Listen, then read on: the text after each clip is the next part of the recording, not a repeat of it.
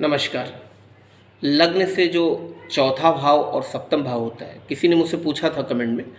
तो जो चौथा भाव और सातवां भाव है लग्न, यानी मान लीजिए उदाहरण के लिए आपकी वृषभ लगन की कुंडली है, तो वहाँ 2 लिखा होगा। वहाँ से चौथा भाव यानी 2, 3, 4, 5 यानी पाँचवां घर, जो चौथा घर जो होगा वो सिंह राशि होगी, और जो सातवां घर होगा उसी क्रम में वो मंगल की राशि यानी वृश्चिक हो जाएगी।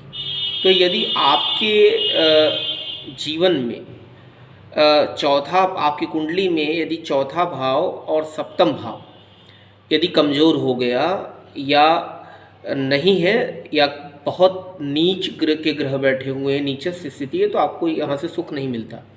चौथा भाव जो रिप्रेजेंट करता है वो सप्तम जिस प्रकार पत्नी को रिप्रेजेंट करता है और पार्टनरशिप को, चौथा भवन, वाहन, भूमि का सुख, ऐश्वर्य, धन की स्थिति, और यहाँ तक कि माता से भी संबंधित होता है, क्योंकि माता भी सुख का कारक मानी गई हमारे जीवन में।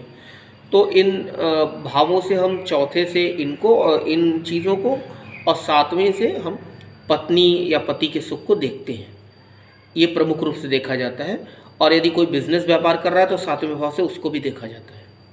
तो यदि किसी व्यक्ति की कुंडली में चतुर्थ कमजोर हो गया तो उसके जीवन में सुख का अभाव हो जाएगा। तो जहाँ से सुख मिलना है वो चीज़ें कमज़ोर हो जाएंगी।